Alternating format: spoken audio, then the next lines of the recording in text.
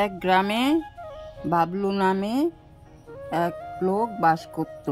তিনি খুব গরিব ছিলেন, মানুষের বাড়ি কাজ করত, তাতেই তার সংসার চলত। বাড়িতে আছেন শুধু বউ আর মা।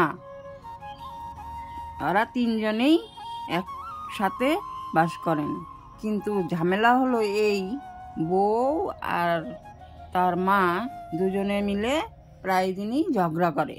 প্রতিদিন কাজের থেকে ফেরার পরে মা আর বউয়ের নালিশ শুনতে হয় তাকে, তাই সে খুব বিরক্ত বোধ করে।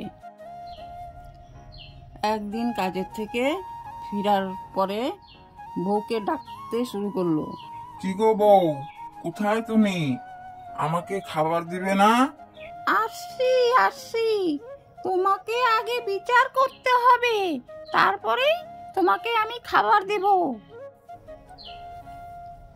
আজ বিচার না করলে আমি আর বাড়িতে থাকবো না, বুঝলে? তা কিসের বিচার? তোমার মায়ের বিচার গো, তোমার মায়ের বিচার। তোমার মা শুধু আমার সাথে ঝগড়া করে। তা কি বিচার করব আমি, বলো দেখি শুনি। তা বলছি, তোমার মা মানে ওই বুড়িটা আমার সাথে যে ঝগড়া করে আমার আর ভালো লাগে না, তাই বলছি তুমি তোমার মাকে হাত পা বেঁধে জঙ্গলে ফেলে দিয়ে আসো, বাঘ ভাল্লুকে খেয়ে ফেলবে। ঠিক আছে, কি করা যাবে আর। মা কোথায়? মা, মা।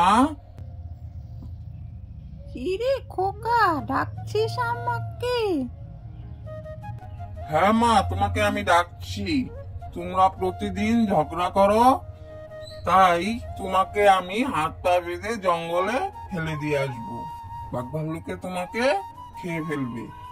ঠিক আছে বাবা, কি করা যাবে? আমি কিন্তু ঝগড়া করি না, ঝগড়া তোর বই করে। কিন্তু তুই যখন ভাবছিস আমাকে ফেলে দিয়ে আসবি, তা ফেলে দিয়ে আয়। তাড়াতাড়ি করতে হবে, সন্ধে তো প্রায় হয়ে এলো। এই গর্তটাই ফেলে দিই, এই গর্তটা ফেলে দিলেই ভালো হবে। মাকে তো ফেলে দিয়ে যাচ্ছি, সন্ধে তো হয়ে এলো, কিন্তু মা তো কিছু বললো না। দেখি তো মা কি করছে, কি কি বিড়বিড় করে জানি বলছে, শুনি তো একটু আড়াল থেকে। ভগবান, ঝড় বৃষ্টি আসছে বোধহয়। হে ঠাকুর, আমার ছেলেটাকে বাড়ি যেতে দাও, এর আগে ঝড় বৃষ্টি যেন না আসে। তুমি রক্ষা করো ঠাকুর, তুমি রক্ষা করো। আরে, মা তো আমার কথাই ভগবানকে বলছে, আর আমি কি না মাকে ফেলে দিয়ে যাচ্ছি? আমি কি ভুল কাজটাই না করে ফেললাম?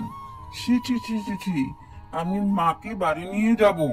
আমি মাকে আর কষ্ট দেব না, কোনোদিন কষ্ট দেব না।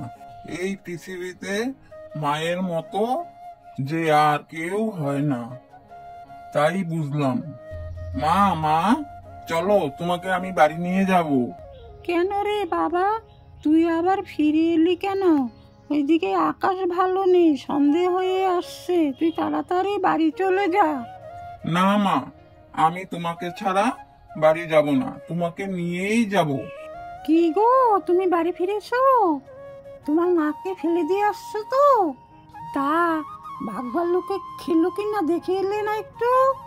হ্যাঁ, আমার মাকে ফেলে দিয়ে আসছি কিনা তার জন্য তো তোমার খুব আগ্রহ দেখছি। দাঁড়াও, এবার তোমার মজা ধরাবো। মা, মা, ভেতরে আসো দেখি। তা আমাকে আবার ডাকছিস কেন বাবা?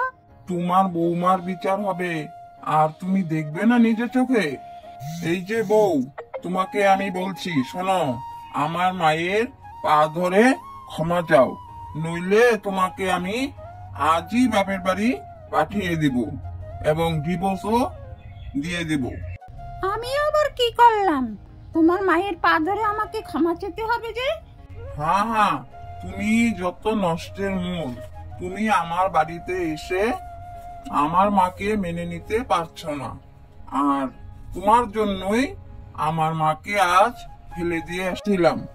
কিন্তু আমি কি ভুদাই, আমি মাকে চিনতে পারিনি। মা যে সবার উপরে। জঙ্গলে ফেলে দিয়ে আসার কথাও শুনি মা আমারই মঙ্গল কামনা করছে। তা আজ থেকে যা হবে মাকে কিছু তুমি বলবে না। তুমি মায়ের পা ধরে ক্ষমা চাও, তবেই তোমার ক্ষমা হবে, নইলে আমার চেয়ে ভয়ঙ্কর আর কেউ হবে না। ঠিক আছে, ঠিক আছে, আমি ক্ষমা চাচ্ছি। মা, আমাকে ক্ষমা করে দিন, আমি আর কখনোই এমন করব না। ঠিক আছে, ঠিক আছে, ওঠো বৌমা, তোমরাই তো আমার সব। তোমাদের উপর আমি রাগ করে থাকতে পারি বলো? আর তুমি তো আমার মেয়ের মতো। তুমি আমার পায়ে না ধরে তুমি আমার বুকে এসো মা, তোমাকে আমি ক্ষমা করে দিয়েছি। কোনো মা কি পারে সন্তানের উপর রাগ করে থাকতে? সন্তান ভুল করলেও মা কি আর ভুল করতে পারে বলো দেখি? তোমরাই আমার সব, তোমরা আমার বুকে এসো। তোমরা সুখে থাকলে আমিও সুখী, তোমরা খুশিতে থাকলে আমিও খুশি।